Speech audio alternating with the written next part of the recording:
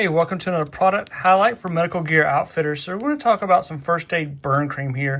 So this has got a couple different chemicals in it, but the main one we want to focus on is the lidocaine.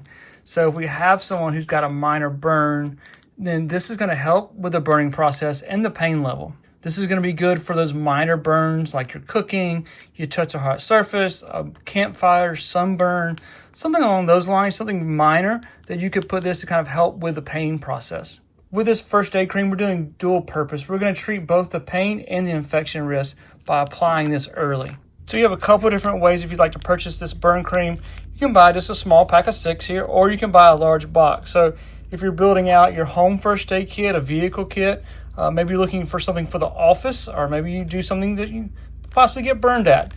We have a couple different ways that you can purchase it. If you're interested in purchasing this, I will put a link down below to medicalgearoutfitters.com.